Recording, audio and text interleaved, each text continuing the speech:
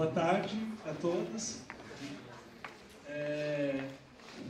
Quero primeiro agradecer ao Luciano, porque ele fez uma coisa que eu queria que ele fizesse, mas não tive tempo de conversar com ele.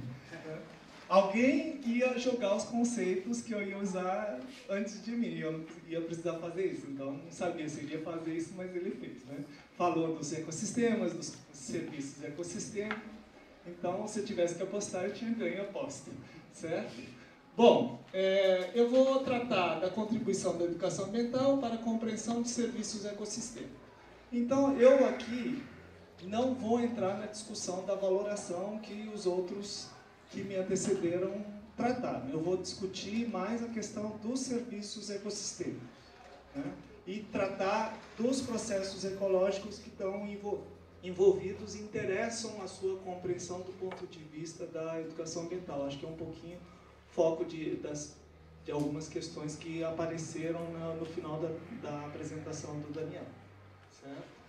Bom, e aí, eu acho que uma coisa que é importante a gente situar é a discussão de onde encaixa essa questão dos serviços ecossistêmicos, né? Acho que tem um contexto socioambiental, né? Esse contexto socioambiental reflete, né, aos conflitos socioambientais. Acho que isso apareceu nas últimas perguntas da palestra do Daniel, e que tratam também da questão da esfera pública, que acho que o Luciano quis entrar se tivesse mais tempo, certo? Um bom exemplo dessa discussão é todo o debate que teve em torno do Código Florestal recentemente, né? E um texto bem interessante é o artigo do Metzinger, né, de 2010, que discute quais são as bases científicas do Código Florestal, né? Que tem uma boa discussão no texto sobre a ideia de serviços ecossistêmicos, ou seja, né, na parte de serviços eu vou me deter principalmente naquelas duas primeiras funções que o Luciano apresentou, a de suporte e a de regulação, certo? Então, alguns trechos do trabalho do Metzger discute assim, dadas múltiplas funções, incluindo a fixação de solo, proteção de recursos hídricos e conservação de fauna e flora, deve-se pensar na largura mínima suficiente para que esta faixa desempenhe de forma satisfatória todas as suas funções. Ele está falando das APPs, né? Por consequência, a definição desta largura no âmbito do Código Florestal deveria respeitar a função mais exigente. Toda a discussão, né, em torno do debate do Código Florestal era o quê? Se tinha uma base científica, a APP ser 30 metros ou não, né? E a discussão que o Metzger traz é tentar mostrar isso. Então, os benefícios dos corredores podem estar relacionados à largura, extensão, continuidade e qualidade dos corredores, a topografia e largura das áreas de influência ripária, entre outros fatores, mas sem dúvida o fator mais importante é a largura. E aí deve-se considerar o quê? Os efeitos da luminosidade, do ressecamento do ar e do solo, né? A questão da potencialidade, né, de ingresso de espécies invasoras e generalistas e as perturbações ocasionais, incluindo rajadas de vento e queimadas. No nosso laboratório, por exemplo, o professor Carlos Henke, que está aqui, andou analisando recentemente alguns dados de queimada e ficou muito evidente o encadeamento dos focos de incêndio e o papel funcional de barreiras que as matas de galeria desempenharam nos registros analisados. Bom, a outra discussão por que não apareceu as fotos? Pode ser um problema de configuração, né? Eu uso o OpenOffice, então às vezes não funciona corretamente no Word. Bom, uma das discussões que a gente fez, né, que eu queria mostrar nas imagens, é o papel da vegetação às margens da Lagoa Mirim, né, na fronteira Brasil-Uruguai, para a manutenção da biodiversidade. E ali a gente, quando fez um evento em Laguna Mirim, no lado uruguaio, a gente fez uma saída de campo e observou a presença de mexilhão dourado, que não estava tendo registro na lagoa. né? E o que a gente achou de interessante também? Os mexilhões, que eram as fotos que eu queria mostrar, incrustando bem na base dos juncos que ficam na margem da lagoa. Qual é o problema disso tudo? A vegetação dos juncos, ela forma, né, uma barreira aos ventos e serve de abrigo para as aves aquáticas, inclusive as migratórias. E o que a gente observou? Os mexilhões dourados incrustavam bem na base do junco e, com a força do vento, os juncos tinham o quê? Por natureza, flexibilidade para se moverem sem quebrarem a haste. Agora, a partir do momento que havia a incrustação, ela perdia essa flexibilidade, né? O junco se partia, e a partir disso, o que acontecia? O mexilhão terminava de incrustar em cima, né? E aí não tinha o quê? A regeneração. Então você ia tendo o quê?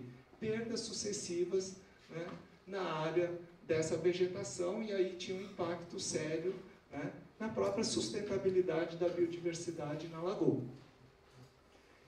Isso é um processo ecológico que a gente conseguiu visualizar. Depois eu vou falar mais no final da apresentação sobre a questão de como é que a gente pode representar esse conhecimento e como isso tem a ver com a questão das políticas públicas. Um outro exemplo que a gente tratou num material didático que a gente fez com o Ministério do Meio Ambiente em 2006, né, que é o caso aqui da caturrita. Uma ave nativa da região, né, considerada hoje uma praga. E o que a gente descobriu? Né? Conversando com um ornitólogo bem idoso, né, que ele me contou toda a história. Eram originários, né, do extremo oeste do Rio Grande do Sul, numa região que tinha uma vegetação chamada espinilho. E essas aves, elas nidificavam aqui, só que como elas não eram muito... O porte dos arbustos não era elevado, expunha os ninhos a predadores do chão, assim como o ataque, né, pelos predadores naturais, que eram os gaviões. Com a expansão da monocultura do milho, da soja, do trigo, grãos, e mais a expansão dos eucaliptos, o que aconteceu? As caturritas começaram a fazer ninho no alto dos eucaliptos, fugindo dos predadores, tiveram comida à vontade, né, atacando os milharais, e aí teve o quê? Uma explosão populacional. Então, isso mostra que o quê? A gente precisa compreender esses mecanismos de regulação, os processos ecológicos envolvidos. Infelizmente, como o Luciano mostrou, né, a gente tem tendido a aprender muito mais depois dos desastres, né? E aí a gente parte para tentar a remediação. Então, nosso foco vai ser a questão da função de regulação, né? E aí a gente entra na parte da educação ambiental. Quais são os pressupostos? Que é uma discussão que a gente trava, né, dos projetos e tudo mais. A gente precisa conhecer os processos ecológicos com profundidade, né? Educação ambiental, a gente é daqui da biologia, então tem dois termos, né, educação e ambiental. O ambiental vem depois, mas nem por isso ele é coadjuvante, adjetivo, né, ou complemento. A gente considera que é o quê? A parte fundamental do conjunto. Ou seja, a gente quer dizer o quê? Que de boa intenção o inferno está cheio, certo? Não é para qualquer um fazer educação ambiental, a gente tem que primeiro fazer o nosso dever de casa, que é o quê? Conhecer muito bem a parte ambiental. Senão a gente não faz nenhum trabalho de educação ambiental. E aí existe uma discussão importante, que é a questão da alfabetização científico-tecnológica. A gente precisa instrumentalizar as pessoas, né, sobre o domínio desse conhecimento dos processos ecológicos, né? Então, essa é uma coisa importante. E os conflitos socioambientais precisam ser o quê? Mediados por esse conhecimento científico e tecnológico. Claro que a gente não vai abrir mão, né, dos movimentos sociais, a importância e o protagonismo desses atores, mas a base científica é fundamental, certo? E isso vai promover o que a gente considera um pilar central na educação ambiental, que é o empowerment. O pessoal do Ministério gosta de aportuguesar para empoderamento, né? Ou seja, empoderar as comunidades, os atores sociais, empoderar na horizontal, significando que eles devem ser incentivados, né, a se articularem com outros atores sociais, conhecerem o caminho das pedras, né, para fazer suas reivindicações, ocupar os espaços de participação social, como o Fórum de Áreas Protegidas, o Comitê de Bacia Hidrográfica, ou seja, fóruns participativos, onde você vai tentar disputar o quê? Projetos, certo? Visões, né, hegemônicos ou não, em torno da questão ambiental. Mas a gente precisa o quê? Construir isso. E também trabalhar o empoderamento na linha vertical, alinhando o quê? Instâncias hierárquicas de representação. Comitês locais para comitês regionais e nacionais. Agora, para isso, a gente considera o quê? Fundamental uma discussão que a gente já vem fazendo, né, já de 2005 para cá, que é o quê? A mediação científico-tecnológica, né, participando dos processos de empoderamento, que tem um componente de organização e ação, a pesquisação, que é uma forma como a gente conduz os nossos trabalhos, que tem um componente de investigação e ação, gerando conhecimento e práticas sociais na perspectiva da emancipação e justiça social. Certo? Bom, as implicações. Estou controlando o tempo, porque a Fabiana é meio bravinha e rigorosa. Que implicações tem falar de valoração de serviços econômicos? Né? Eu disse que não estava tratando disso, e sim dos serviços ecossistêmicos, porque a questão da valoração, para além do que o Luciano levantou, né, das correntes de pensamento e conflitos entre aqueles que trabalham com valoração, existe, dentro da área da educação ambiental, uma corrente que renega ou rejeita a própria discussão da valoração dos serviços ecossistêmicos, né, que é a corrente de pensamento da ecologia profunda, e que argumenta o seguinte, que você não deveria buscar apoio na valoração monetária para convencer as pessoas da importância de determinados bens, ou recursos naturais, ou reconhecer, admitir a importância de processos ecológicos. Se você fizer isso, você estaria, digamos assim, segundo essa corrente, tentando comprar as pessoas pelo bolso, pelo caminho que muitos consideram o caminho mais fácil, quando você deveria, na verdade, investir o quê? Naquela valorização interior profunda da natureza. Né? Conscientização, em última instância. Né? Então, existe uma polarização entre a valoração conceitual dos serviços e uma valoração econômica desses serviços. É o que está em jogo nos argumentos dessa corrente de pensamento.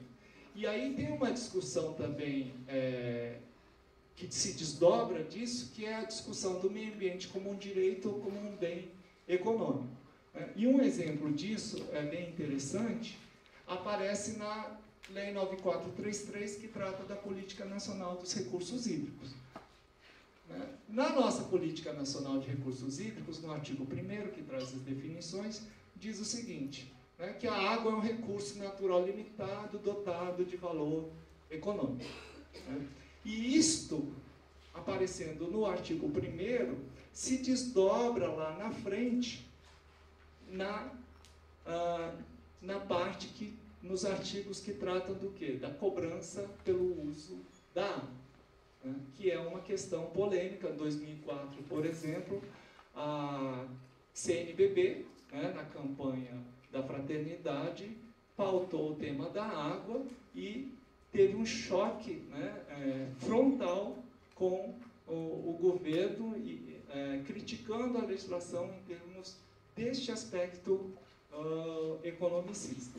E aí, uma coisa interessante, que em 2010, em julho de 2010, a Assembleia Geral da ONU aprovou que o acesso à água potável e ao saneamento básico é um direito humano essencial, com o voto, inclusive, da delegação brasileira. E isso, no meio acadêmico, né, repercutiu como? Né? Já havia um debate no meio acadêmico de que alguns pensadores defendiam que esse artigo 1º da Política Nacional de Recursos Hídricos, né, e a cobrança pelo direito da água contrariava a ideia da água como um direito, porque tratava como um bem econômico, uma mercadoria, passível de ser cobrada, e aí jogava o quê? A responsabilidade para o usuário, e não para o Estado, como um dever de assegurar isso a todos eles, a todas as pessoas. Então, a própria decisão da Assembleia da ONU diz que é responsabilidade dos Estados-membros assegurar esses direitos a todos os seus cidadãos. Então, isso começa a mudar o patamar da discussão, e uma das questões que a gente vem levantando é se isso, então, não nos obrigaria a repensar a própria Lei 9433, já que nós somos o quê? Um Estado-membro das Nações Unidas. Bom, então, retomando aqui a questão da ecologia profunda e consciência, justifica-se a importância da consciência dos processos, né?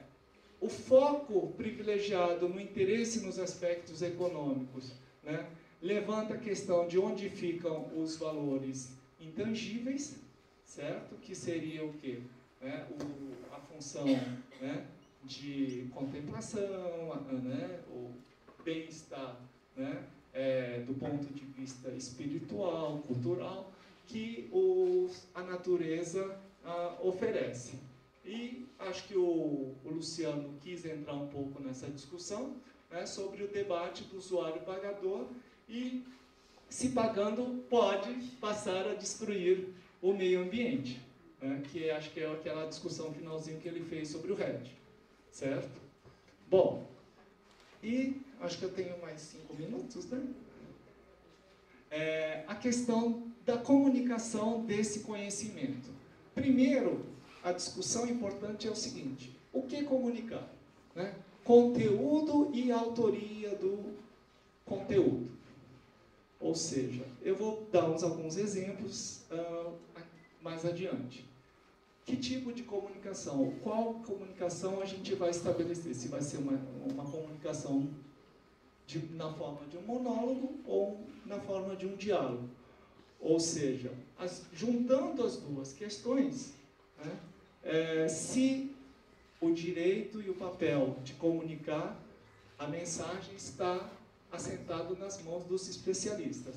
Ou, se a gente falar de outra forma, a população tradicional, as comunidades, não teriam a capacidade e o direito de gerar, né, conteúdo, e elas também participarem do processo de comunicação, né, da informação sobre os processos ecológicos. Uma discussão que apareceu principalmente na Convenção da Diversidade Biológica diz respeito ao quê? Ao conhecimento tradicional, né? E isso acaba remetendo à questão de que há um conhecimento que a ciência ainda, né, não detém, mas que está em poder, né, dos povos tradicionais, e que tem algum sentido, mas a gente precisa o quê? Se a gente trabalhar na perspectiva, né, da articulação ou da aliança entre dois universos culturais, a gente conseguiu o quê? Comprovar a importância da veracidade desse conhecimento tradicional e, assim, valorizá-lo também num outro patamar. E, por fim, tem os instrumentos de comunicação, que são os modelos conceituais. Como é que a gente representa esses processos ecológicos? E aí, a gente tem investido bastante nos mapas conceituais como uma forma de modelar esses processos ecológicos. Então, aqui a gente tem um artigo do Postmus e do Morris, de 2006, então, que ele mostra que as caixinhas você tem as entidades, ou os conceitos, e nas setinhas, ou os fluxos, você tem os processos ecológicos. Então, você tem aqui o runoff, ou escoamento, causando poluição difusa, que pode estar associado com a erosão do solo. Então, aqui a rotação de cultura influencia a erosão do solo, define o conteúdo de humus e reduz a erosão do solo. Então, você consegue montar uma representação do conhecimento que tenta, se esforça para capturar a complexidade dos processos ecológicos envolvidos. E aqui você tem, digamos assim, a questão do risco de enchentes, a questão da poluição, do solo.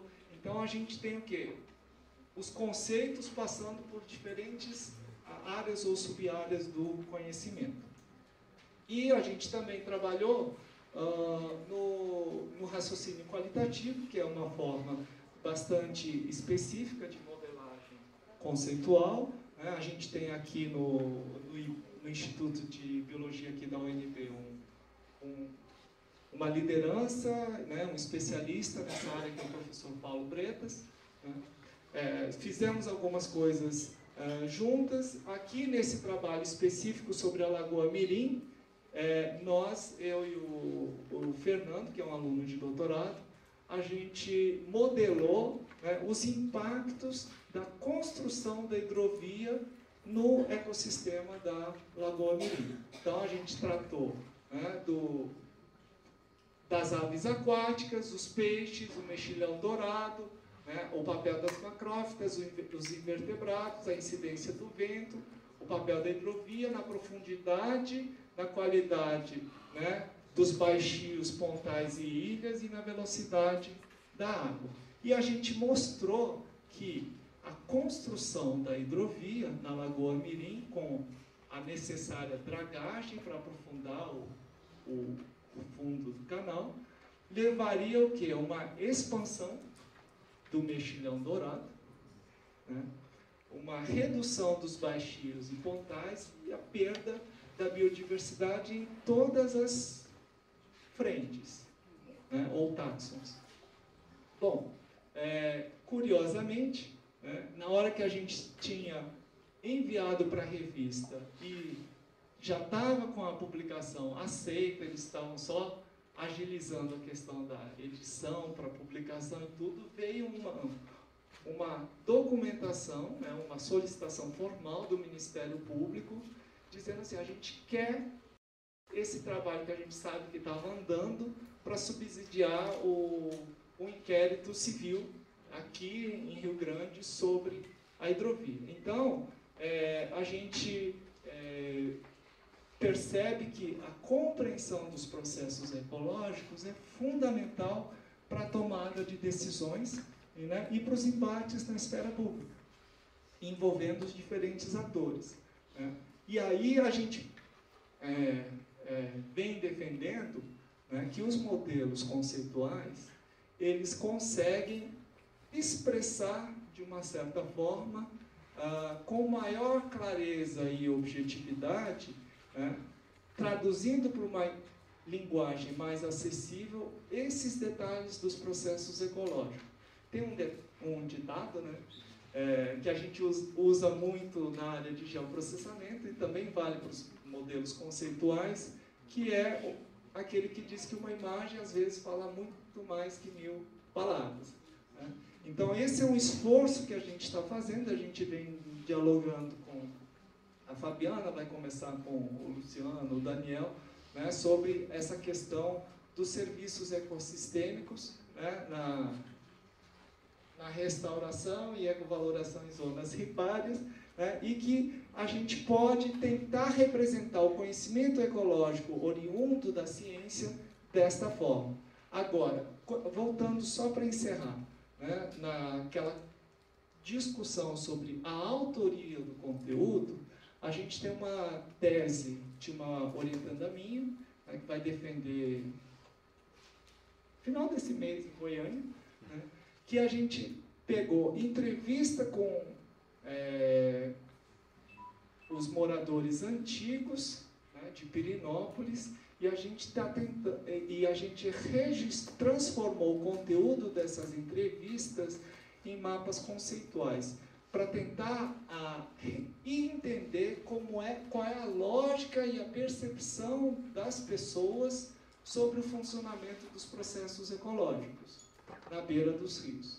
E comparar isso com os dados, né, de coleta de água e tudo do órgão estadual, e também com o quê? Os modelos conceituais gerados pela ciência. Então a gente pode confrontar, né, esses diferentes modelos para identificar aonde existe concordância e aonde existe divergência e qual é a natureza dessa divergência. Se essas divergências são, né, polarizantes, ou seja, colocam uma posição em oposição à outra, ou se são apenas complementares no sentido de preencher lacunas, né? E esse é um canal que a gente pode explorar para trabalhar o quê? A capacidade das próprias populações locais informarem o conhecimento que elas têm e somarem, né, a ciência para a definição de políticas públicas. Ok? Acho que eu terminei.